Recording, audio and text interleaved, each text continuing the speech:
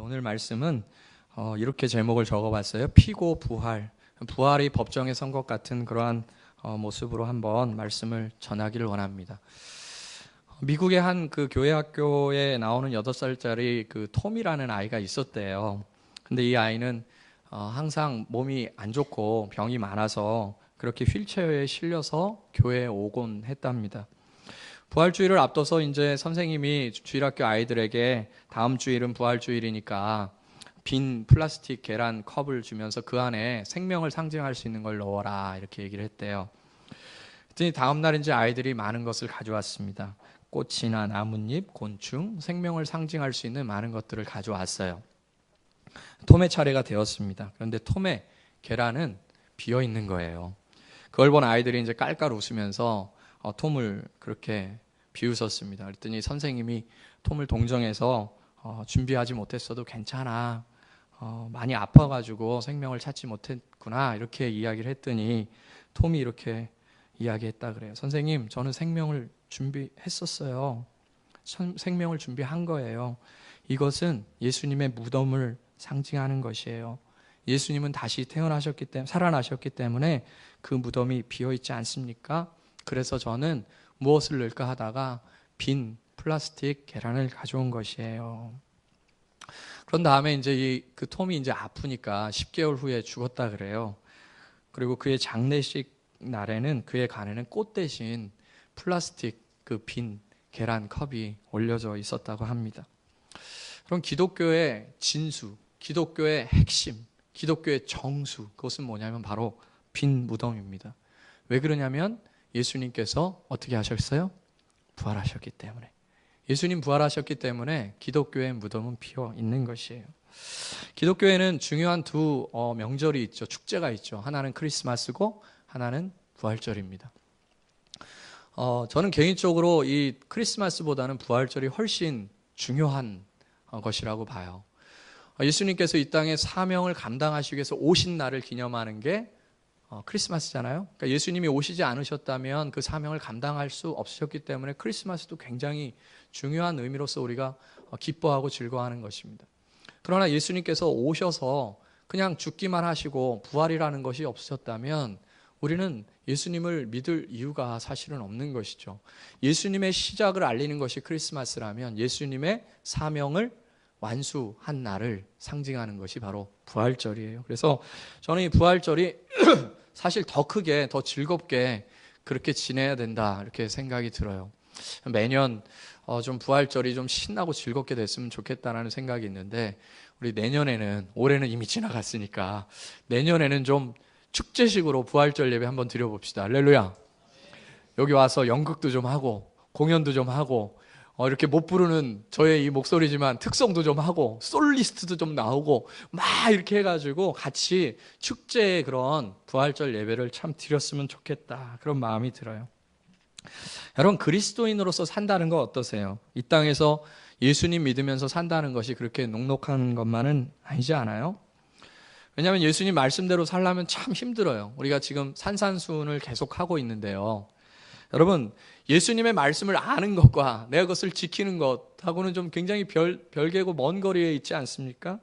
누가 여러분의 오른뺨을 때리면 여러분 왼뺨을 돌려대라고 했는데 그렇게 어떻게 살고 계시는지 모르겠어요. 우리는 오른뺨 때리면 막 그냥 세상의 방식은 뭐예요? 그죠? 네가 나를 때려 그러면서 그 사람의 오른뺨뿐만 아니라 왼뺨도 때려주면서 막 힘이 있으면 두들겨 패기도 하고 이제 그렇게 살죠. 그러니까 예수님 믿으면서 산다는 것이 그렇게 쉬운 것만은 아니에요. 걷어달라 그러면 속옷까지 줘야 되고 오리 가자 그러면 심리까지 가져야 되고 그런 삶이 참 어려운 삶이라는 것이에요. 육신의 그런 본성에 따라서 우리는 살아가기를 편해해요. 근데 사실 이것은 나쁜 거죠. 그냥 우리 입맛에도 더러운 것 그리고 우리를 뭐라 그럴까요? 건강치 않게 하는 것 그런 것이 더 땡기잖아요. 그렇듯 우리의 육신의 본성은 예수님의 말씀대로 살아가는 것이 굉장히 힘든 것이에요. 그럼에도 불구하고 우리가 기독교를 믿어야 하는 이유, 예수님을 믿어야 하는 이유는 어디 있습니까? 굳이 예수님의 말씀대로 살라고 끊임없이 이야기하면서 그거에 대한 정죄감도 가지면서 굳이 기독교를 믿어야 되는 그런 이유가 어딨냐는 거예요. 여러분, 불교나 힌두교, 다른 타종교들도 상당히 고차원적인 윤리와 도덕을 이야기합니다. 제가 예전에 어떻게 기독교 TV를 이렇게 그 케이블 TV 이렇게 돌리다가 그 채널을 이렇게 돌리다가 하나씩 돌리다 보니까 불교 방송에 딱 닿더라고요. 인접해 있어요. 기독교 채널이랑 불교 방송이랑.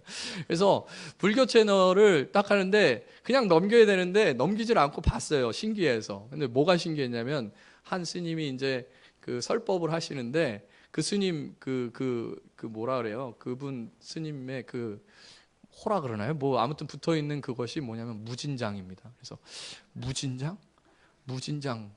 담이 없다는 거거든요. 이거 우리는 무진장을 되게 우습게 쓰지만 굉장히 깊은 뜻이에요. 그래서 상당히 재밌다. 무진장 뭐라고 말씀하시나 한번 들어보자. 이렇게 들어봤는데요. 너무 은혜가 되는 거예요.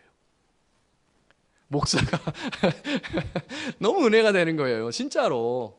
어떤 내용 때문에 은혜가 됐냐면 욕심 부리지 말고, 그리고 세상 것 따라가지 말고, 그리고 항상 마음속에 베푸는 그런 삶을 살아라. 그러면서 제가 그게 너무 은혜가 되니까 한 20-30분 정도 들었던 것 같아요. 너무 은혜스럽게 그것도 막 이 무진장 스님께서 막 이제 이야기를 하시는 거예요. 그러면서 이제 다시 이제 기독교로 돌렸더니 막 목사님이 막 열변을 토하면서 이렇게 막 말씀을 전하시더라고요. 여러분, 타 종교도요, 어떤 윤리적인 도덕적인 이야기, 그리고 마음의 평안함을 얻게 하는 거, 우리 마음이 진정 자유를 얻게 하는 그러한 부분들에 있어서 어느 정도 저는 기여를 한다고 봅니다. 그들이 이야기하는 것이 뭐 악을 이야기하는 것이 아니고 거짓을 이야기하는 것이 아니기 때문에 그들이 기여하는 것이 있어요. 그렇지만 여러분, 그럼에도 불구하고 그들이 많은 것들을 기여한다 할지라도 우리가 그들을 믿지 않고 그 종교를 따르지 않는 이유는 뭐예요? 많은 종교 중에 그냥 나는 하는 기독교를 그냥 내가 선택했다, 초이스했다. 나는 많은 종교 중에 그냥 기독교를 선택했을 뿐이다. 그러한 차원에서 여러분이 기독교를 믿는 것입니까? 그런 것은 아니라는 거예요. 왜 우리가 그럼에도 불구하고 교회를 다니고 예수님을 믿는가? 수많은 종교 중에 예수님만을 믿을 수밖에 없는가? 그것은 바로 예수님은 부활하셨기 때문에 그렇습니다. 예수님은 윤리적인 도덕적인 종교를 넘어서서 그분은 죽음 후에 우리가 어떠한 길을 가야 될 것인가에 대한 길을 여신 분이기 때문에 우리는 그분을 따를 수밖에 없는 것이에요. 아무리 예수님을 믿는 것이 고상하고 또 윤리적인 도덕적인 이야기를 한다고 해서 부활이라는 사건이 기독교 안에 없다면 우리는 굳이 기독교를 선택할 이유가 없는 것입니다. 기독교를 선택하지 않아도 얼마든지 마음 가운데 평안을 얻을 수 있고 윤리 도덕적으로 깨끗하게 살 수가 있어요. 좀 더 고차원적이고 고상한 삶을 살 수가 있습니다. 그러나 모든 종교 속에 부활을 이야기하는 종교는 오직 그리스도 예수 종교밖에 없다는 사실을 좀 믿으시기를 바랍니다. 이 땅에 어떠한 종교가 신이 죽었다가 다시 살아났다라고 이야기합니까? 여러분, 만약에 죽었다가 다시 살아나는 일이 없다면 사도 바울이 이렇게 표현했는데요. 예수 믿는 사람처럼 불쌍한 사람들이 없다. 왜 그래요? 예수 믿는 사람은 아까 말씀드렸듯이 예수 그리스도의 말씀을 따라서 사는 것이 그렇게 쉽지만은 않습니다. 그분의 말씀대로 따라 살다 보면 피해보는 것 같고 자기 자신이 죽는 것 같단 말이에요.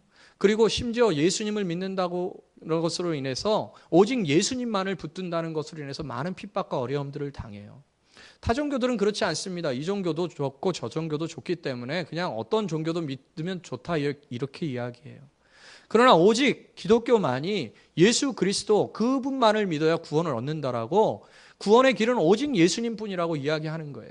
그렇기 때문에 예수 그리스도를 믿는다는 자체로 인해서 윤리적으로 도덕적으로 행하는 많은 어려움도 있지만 예수님만 믿어야 된다는 구원의 유일성을 강조하기 때문에 많은 핍박을 당하게 되는 것입니다. 많은 어려움들을 당하게 되는 것이에요. 실제로 그 어려움 속에는 목숨을 버려야 되는 죽음의 어려움들도 있습니다. 실제로 예수님 당시에는 예수님을 전한다는 이유만으로 수많은 사람들이 목숨을 빼앗겼어요. 그것은 단순히 종교적인 차원을 넘어서는 것입니다. 내가 어떤 종교 하나 믿고 산다는 그러한 마음의 평화를 얻기 위한 정도가 아니라는 것이에요. 예수님 아니면 나는 죽겠다라는 절대적인 마음들을 가지고 예수님을 따랐던 것입니다. 왜 그래야 됩니까? 왜 그렇게 무모하고 왜 그렇게 무식하게 종교 생활을 해야 되는 것입니까? 그것은 바로 예수님만이 부활하셨기 때문에 그래요. 예수님만이 구세주이시기 때문에 그런 것입니다. 여러분, 사도 바울이 그러한 삶을 살면서 이렇게 이야기했어요. 고린도전서 15장 19절에 보니까 다만 우리의 바라는 것이 이 땅뿐이면 모든 사람 가운데 우리가 가장 불쌍한 자다. 우리가 바라는 것이 이 땅뿐이라면 굳이 예수 그리스도를 믿을 이유가 없다는 것이에요. 여러분, 내 취향이 종교의 여러 선택 속에서 나는 기독교가 내 취향에 맞다 그래서 굳이 기독교를 선택한다면 어쩔 수 없어요. 그러나 만약에 주님의 부활이 없다면 우리 모두 기독교를 선택할 이유가 없다는 것입니다.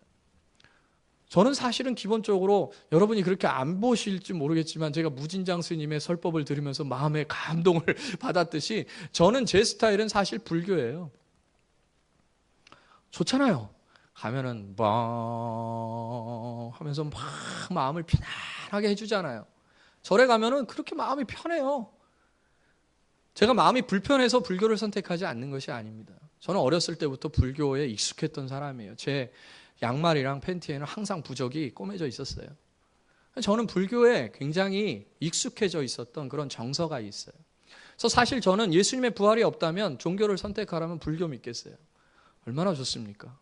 내가 원할 때 가면 되고 내가 마음이 좀 불안할 때 가서 마음을 편안하게 하고 제가 어딘가에 정확히 기억이 안 나는데 어디 이렇게 공원식으로 이렇게 절을 꾸며놓은 게 있더라고요. 거기 가서 이렇게 공원을 걷는데 왜 이렇게 마음이 편안해요? 마음이 편안하고 좋아요. 그것은 제 육체의 본성입니다. 육체의 본성이 그렇게 편안함을 갖게 하는 거예요. 그럼에도 불구하고 제가 왜 예수님을 믿을까요? 우리는 왜 예수님을 믿는 것입니까? 불교엔 구원이 없기 때문에 그래요. 그것은 나를 위해 십자가에 못 박혀 죽으신 예수님과 같은 분이 없기 때문에 그런 것입니다. 그리고 죽음 후에 어떠한 길을 제시하지 않아요. 오직 부활하신 예수 그리스도가 기독교 안에 있기 때문에 우리를 구원하실 유일한 분이 기독교 안에 있기 때문에 우리는 기독교를 선택할 수밖에 없는 것입니다. 이것을 마음 가운데 믿지 못하는 자는 제가 지금 이야기한 방식으로 이야기할 거예요. 굳이 기독교가 왜? 그냥 불교도 좋잖아. 불교는 돈 내고 싶을 때만 내잖아. 여기는 막 11조도 내라 그러고. 불교는 자기가 가고 싶을 때만 가면 되잖아. 여기는 매주 안 오면은 막 주일 성수 안 한다고 뭐라고 하고. 그죠? 얼마나 힘들어요. 그리고 심지어 불교 믿는다고 죽지 않습니다. 불교 믿다가 죽을 것 같으면 그냥 힌두교 믿는다고 얘기하면 되거든요. 그러나 기독교는 그렇지 않아요. 오직 예수 그리스도를 믿는다라고만 이야기할 수밖에 없는 것입니다. 그리고 많은 사람들이 그렇게 죽어가는 것이에요. 그러니까 사도 바울이 생각할 때 예수님 때문에 매를 여러 번 맞고 예수님 때문에 막 돌멩이도 맞고 예수님 때문에 감옥에도 갇히고 예수님 때문에 헐벗고 예수님 때문에 배고프고 예수님 때문에 추위와 고통들을 당하고 그러한 삶을 사니까 사도 바울이 이렇게 얘기하는 거예요. 우리가 바라는 것이 이 땅뿐이면 정말 세상에서 제일 불쌍한 자가 바로 예수 믿는 사람들이다. 만약에 부활이 없다면 우리가 바라는 세상이 바로 이 세상뿐이라면 여러분도 진짜 불쌍한 사람 중에 하나인 것이에요. 그러나 우리는 불쌍한 자가 아니라는 것입니다. 사도 바울은 우리는 불쌍한 자가 아니라는 것이에요. 우리는 이 땅에서 예수 그리스도의 이름으로 핍박을 당하고 어려움을 당하지만 예수님과 함께 부활할 것이라는 것입니다. 할렐루야. 그것을 믿기 때문에 우리는 예수님을 따라간다는 것이에요. 예수님 때문에 욕도 먹고 예수님 때문에 공부 시간도 뺏기고 예수님 때문에 하고 싶은 오락도 못하고 예수님 때문에 방탕하지도 못하고 주님 말씀하신 그 좁은 길을 따라가는 그런 삶. 근데 죽고 났더니 천국이 없어요. 여러분 어떻게 할 거예요? 죽고 났는데 천국이 없단 말입니다. 그럼 제일 불쌍한 사람 아닙니까? 이 땅에서 진짜 고생하다가 정말 예수님 한 사람만 바라보고 그렇게 살았는데 죽은 다음에 천국이 없어요. 죽은 다음에 그냥 모든 게 끝이에요. 그럼 예수님을 믿을 이유가 없는 것이죠. 그러나 우리가 믿기는 예수님이 부활의 첫 열매가 되셔서 예수님을 따라가고 예수님을 위해서 심지어 핍박을 당하고 어려움을 당했을 때 예수님으로 인하여서 죽음 후에 어마어마한 상급이 주어진다. 할렐루야. 그분으로 인해서 엄청난 은혜가 주어진다. 그 사실을 믿기 때문에 우리가 기독교를 선택할 수밖에 없고 예수님을 믿을 수밖에 없다는 것입니다. 여러분, 예수님 부활하셨습니다. 할렐루야. 이 사실 믿습니까? 그런데 저의 이 말을 듣고도 많은 사람들이, 그리고 교회를 다니는 사람들 중에서도 한국 갤럽에서 실제로 조사를 해봤더니 교회 다니는 사람의 40%가량이 부활을 믿지 않는다고 나와 있어요. 그러니까 저는 그 40%는 이렇게 생각이 되는 거예요. 그냥 여러 종교 중에 하나를 선택한 사람. 그냥 불교나 기독교나 뭐 다 똑같은데 그 중에 나는 종교 생활을 하나 하려고 기독교 선택한 사람으로 볼 수밖에 없어요. 그 사람은 진정으로 예수님을 믿는 사람이 아니죠. 사람들이 이렇게 저에게 물어볼 수 있습니다. 목사님, 부활이 어디 있어요? 사람이 죽으면 끝이지. 다 만들어낸 얘기지. 난 부활 같은 거 안 믿어요. 심지어 교회에 나오는 40%도 동일하게 이 질문에 공감하는 거예요. 나도 안 믿어. 그렇지만 교회 다녀. 여러분 혹시 어떻습니까? 40%로 만약에 따지면 우리가 지금 한 40명 앉아 있다고 치면 16명은 예수님의 부활을 믿지 않는 거예요. 혹시 그분들이 있다면, 우리 교회는 한 명도 없겠지만 혹시 그분들이 한 명이라도 있다면 그분에게 오늘 이 말씀을 전하고 싶어요. 물론 이 말씀을 듣는다고 해서 어차피 마음속에 예수님의 부활은 없다라고 결정한다면 아무리 하나님이 와서 말씀하신다 하더라도 그 마음이 열리지는 않을 것이죠. 그렇지만 곰곰이 믿음으로 이 말씀을 생각하면서 예수님이 부활하신 것이 정말 맞는가? 그리고 만약에 예수님께서 부활하신 것이 맞다면 우리는 이 땅에 연연하면서 살 필요가 없어요. 썩어지고 없어질 이 세상의 것들에 연연하며 사는 것이 아니라 우리가 이 땅에서 살아가는 이유는 부활하신 예수 그리스도를 만날 날을 기대하면서 그날을 준비하면서 살아가는 것이에요. 그것이 바로 부활의 신앙을 갖고 있는 사람의 모습이라는 것입니다. 저는 부활이 거짓말이라고 이야기하는 사람들에게 제가 증거를 제시할 첫 번째 증거는 여러분이 좀 황당하게 생각할 수도 있지만 예수님의 말씀을 증거로 제출하고 싶습니다.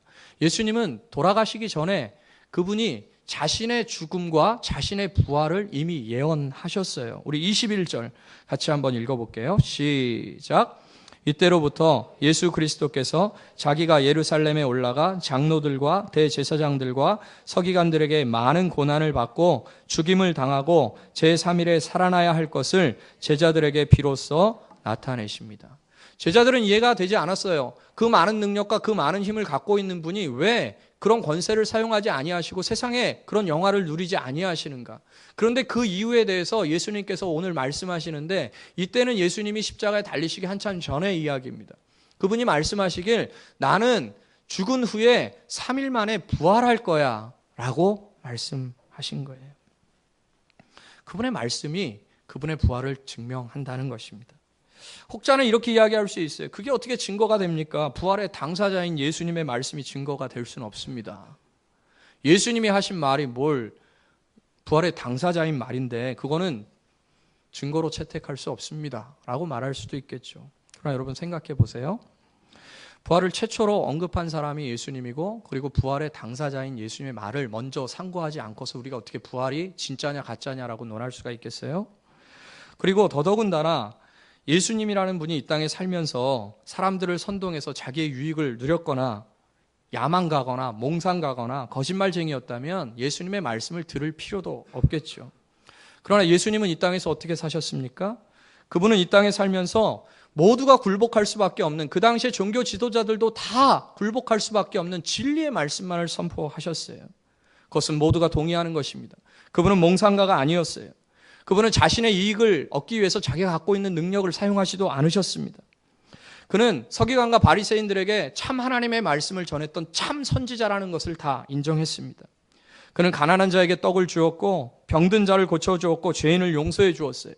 앉은 뱅이를 일으켜줬고 귀머거리를 낫게 했습니다. 그분은 장님을 보게 했어요. 그분은 자신의 인생을 부유롭게 살 수 있었습니다. 자신이 갖고 있는 능력을 따라서 많은 것들을 누리며 살 수 있었어요. 그러나 그분은 실제로 세상의 역사가들도 그는 집 한 채 없었던 가난뱅이였다라고 이야기합니다. 왜 그렇습니까?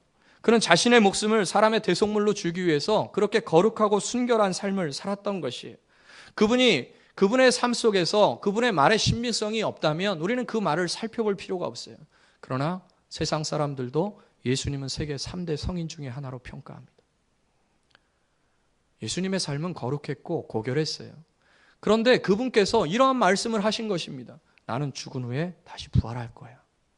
그분이 미친 사람이 아니고서야, 그분이 정신 나간 사람이 아니고서야, 그분이 자신의 어떠한 마음에 더러운 것을 갖고 악한 것을 품고 그렇게 모진 사람으로서의 삶을 산 사람이 아니고서야 어떻게 이러한 말을 할 수 있냔 말이에요. 나는 죽은 후에 부활할 거야. 그 사람의 말은 그 사람의 삶을 통해서 검증이 되는 것입니다. 예수님은 이 땅에서 사실 때 거짓말을 하신 분이 아니에요. 그분은 악한 말을 하신 적이 없어요. 그런데 그분이 이상한 말씀을 하시는 것입니다. 나는 죽은 후에 요나처럼 3일 만에 부활할 거야. 여러분, 예수님은 이 성경의 주인공으로 기록되어 있어요. 이 성경은 1600년 기간 동안 40여 명의 저자가 기록한 것으로 연구됩니다.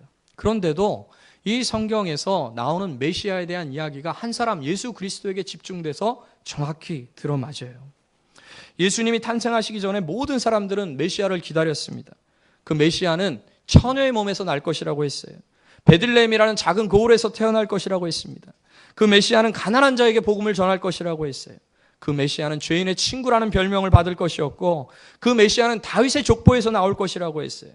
그 메시아는 많은 기적을 행할 것이라고 얘기했고, 그 메시아는 죽을 것이고 그리고 요나처럼 부활할 것이라고 기록되어 있습니다. 그 메시아는 모든 사람의 죄를 짊어지는 어린 양이 될 것인데, 이 메시아가 바로 예수 그리스도 한 분에게 일치가 되는 것이에요. 1000년 이상씩 여러 사람들이 한 가지씩 예언을 했는데 구세주에 대한 예언이 정확하게 들어맞은 것은 예수 그리스도 한 분밖에 없습니다.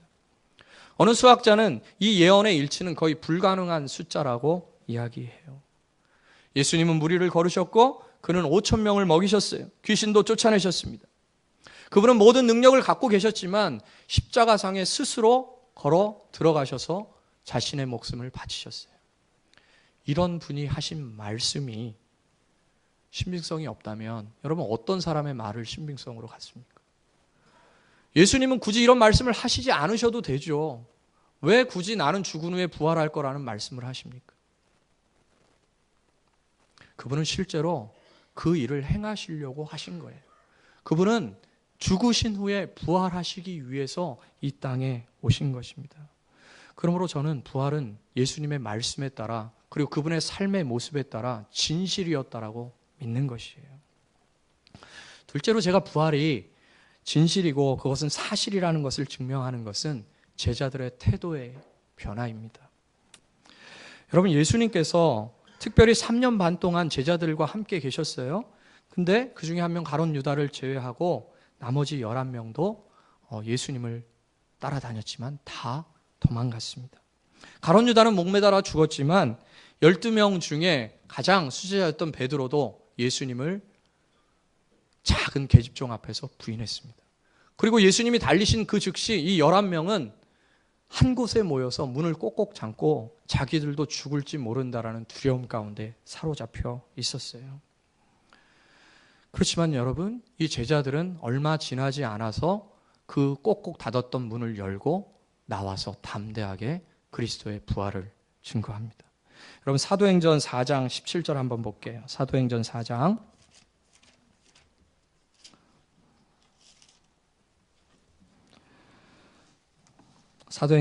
17절에서 20절, 193쪽에 있습니다.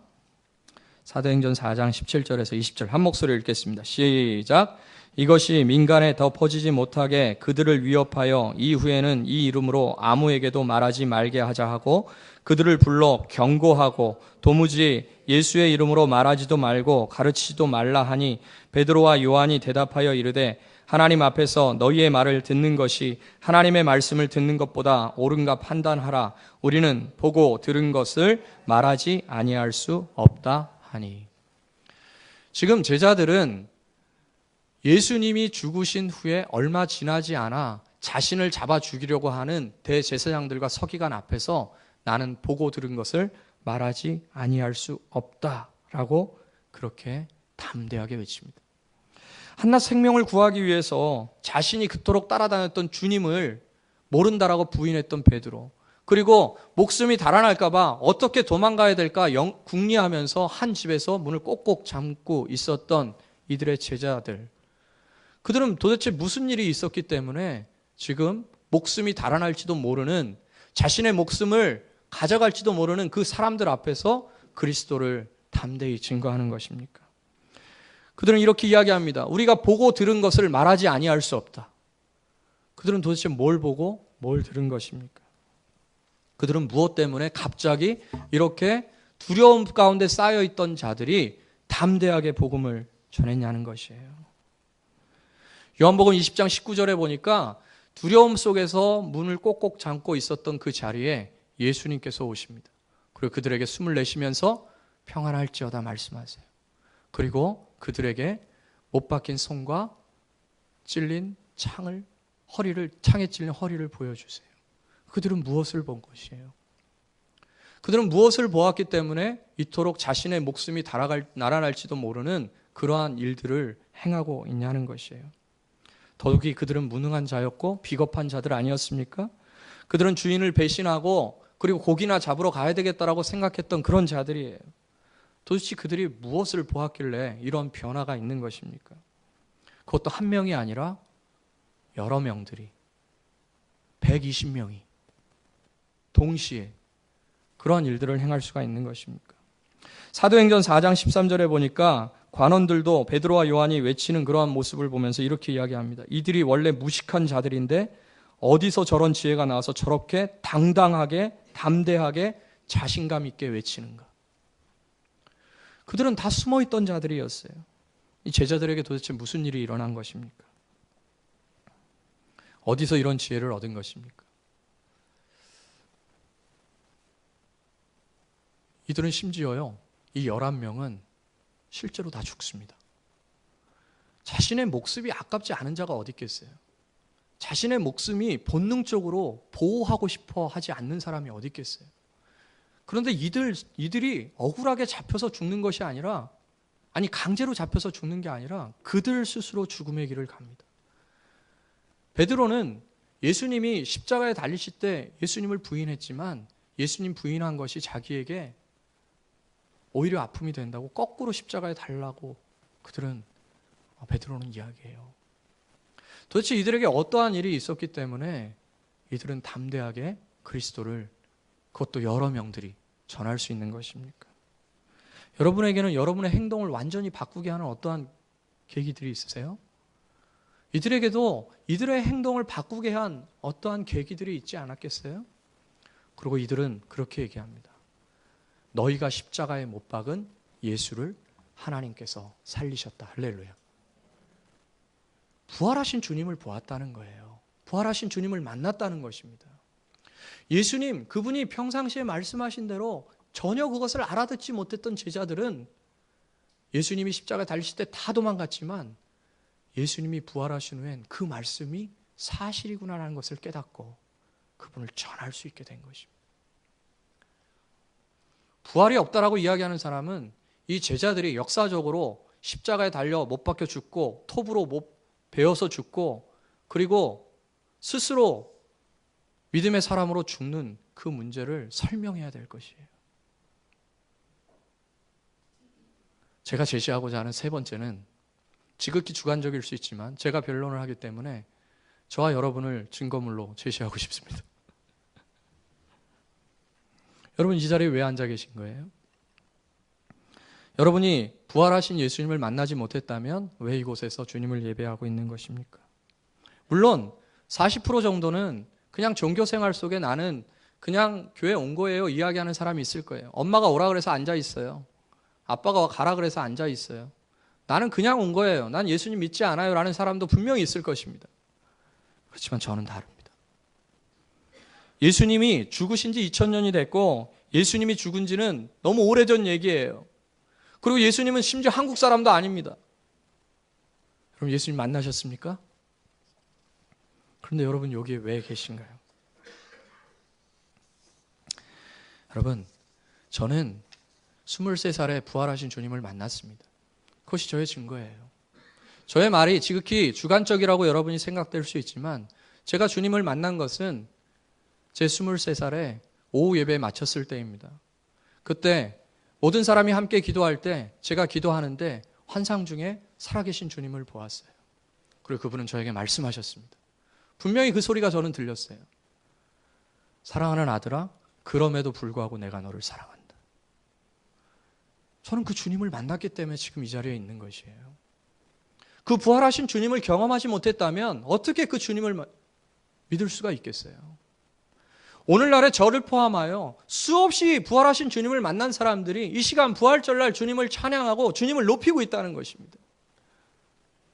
주님의 살아계심은 오늘날 우리에게 그렇게 여전히 주님의 부활은 살아있다는 것이에요.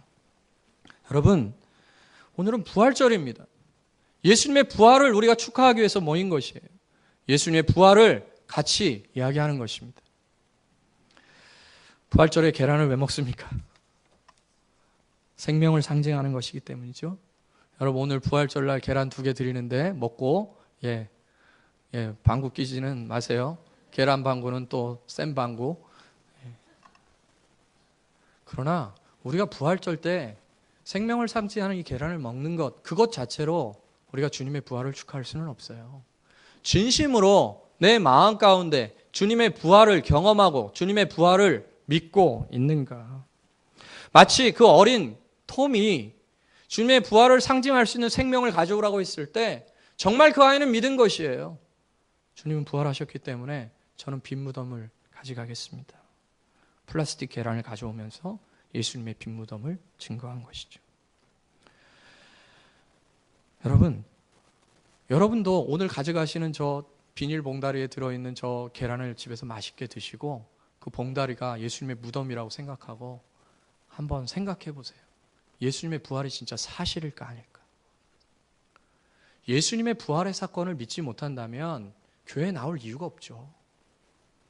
많은 종교 중에 하나로 내가 기독교를 선택한다면 부디 부탁드리는데 다른 곳으로 가시길 바랍니다. 많은 종교 중에 하나로서 기독교를 선택하는 것이 아니에요. 기독교는 부활하신 주님, 그분을 믿고 그분을 따라서 그분이 나를 위해 죽으셨다는 그 사실을 우리 마음 가운데 믿고 나도 그분을 위해서 살아가겠노라고 고백하는 그 믿음의 고백 위에 교회는 세워지는 것입니다. 그러므로 이 부활은 우리에게 포기할 수 없는 것이고 이 부활의 신앙, 이것이 우리의 삶을 어떻게 살아가는지 규정 짓게 되는 것이에요. 무슨 말입니까? 만약에 죽은 후에 부활이 있다면, 죽은 후에 다시 사는 것이 있다면, 예수 그리스도를 통하여서 우리가 사는 이 생이 전부가 아니고 죽음 후에 주님이 예비하신 생이 있다면, 그리고 그것을 우리가 주님의 부활을 통해서 믿는다면 우리는 어떻게 살을까요? 저는 부활을 믿지 못하는 이 신앙이 이 시대를 더욱더 어둡고 참담하게 만든다고 생각이 들어요. 이 세상이 전부라고 믿는다면 어떻게든 이 세상에서 행복하게 살려고 하지 않겠어요? 이 세상에서 어떻게든 법망을 피해서 최소한의 도덕을 지키면서 그렇게 남의 것을 빼앗고 내가 남을 누르면서 그렇게 살아가려고 하지 않겠어요? 돈을 따라서, 명예를 따라서, 쾌락을 따라서 잠시 나의 양심도 팔지는 않겠습니까? 왜? 어차피 죽으면 끝인데 이 땅에서 누리지 못하면 아무것도 가질 수가 없는 걸. 결국 죽음 후에 영원한 나라가 있다는 것을 믿지 못하는 자는 이 땅에 연연할 수밖에 없어요. 그것은 논리적으로 그렇게 될 수밖에 없는 것입니다. 영원한 나라를 꿈꾸고 영원한 나라에 대한 소망들을 갖고 있는 자는 이 땅을 초월할 수 있는 믿음을 갖는 것이죠. 그렇습니다, 여러분. 오늘은 부활절이에요. 여러분이 정말 부활에 대해서 진지하게 생각할 수 있는 한 날이 되었으면 좋겠어요. 예수님의 부활이 정말 사실인가? 그럼 나도 예수님처럼 부활하고 영원한 세상 가운데 사는 것인가? 그 영원한 세상은 이 땅의 기간으로 비한다면 영원한 세상에서 이 땅은 하나의 점과 같다 그랬어요. 하나의 점과 같은 이 세상을 나는 어떻게 살 것인가? 여러분, 저는 교회 와서 여러분이 그냥 24시간 살라고 말씀드리는 것이 아니에요. 여러분이 인생을 살아가면서 정말 추구하고 정말 꿈꾸고 정말 열심으로 살아가야 될 것, 그것이 과연 무엇일지 부활에 대한 깊은 묵상 속에서 답이 나올 수 있다고 보는 것입니다. 사랑하는 여러분, 주님은 부활하셨습니다. 믿습니까? 그 부활의 신앙이 여러분 마음 가운데 자리 잡을 수 있기를 바라고, 내가 왜 예수 그리스도를 따라가는가, 영원한 소망을 꿈꾸기 때문에 따라간다는 그 믿음을 가지고 여러분에게 주어진 50년, 60년, 70년, 80년의 생을 주님과 함께 의미 있고 가치 있는 그런 생으로 살아갈 수 있기를 예수님의 이름으로 축복합니다. 같이 한번 찬양하고 기도했으면 좋겠어요. 우리 찬송가 165장입니다.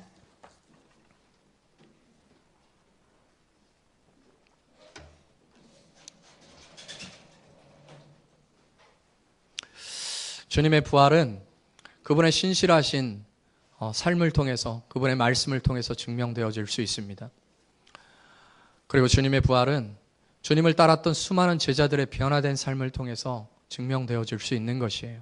그리고 주님의 부활은 바로 저와 여러분의 신앙 고백으로서 증명되어질 수 있는 것입니다. 할렐루야. 주님의 부활을 같이 한번 찬양하고요, 부활의 삶을 꿈꾸면서 부활의 신앙들이 다시 한번 우리 가운데 회복될 수 있기를 함께 기도하고 마치도록 하겠습니다. 주님께 영광, 주님께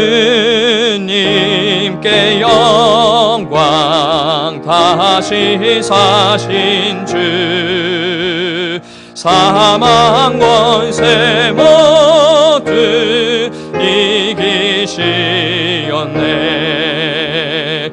흰 옷 입은 천사 돌을 옮겼고,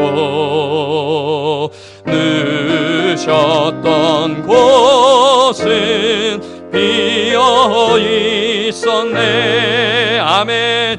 주님께 영광, 다시 사신 주, 사망 권세 모두 이기시었네. 우리 박수치며 찬양합시다. 부활의 주님 나타나시사, 두려움과 의심 물리치셨네. 주의 교회 기뻐 찬송하여라. 다시 사신 주님, 죽음 이겼네. 아멘. 주님께 영광, 다시 사신 주, 사망 권세 모두 이기시었네. 생명의 임금, 명의 임금, 영광의 주님, 주님 없는 삶은, 주님 없는 삶은 헛될 뿐이라. 주의 사랑으로 세상 이기고, 요단 건너보냐 가게 하소서. 아멘. 주님께 영광, 다시 사신 주, 사망 권세 모두 이기시었네. 우리 3절 다시 합니다. 생명의 임금, 영광의 주님, 주님 없는 삶은 헛될 뿐이라.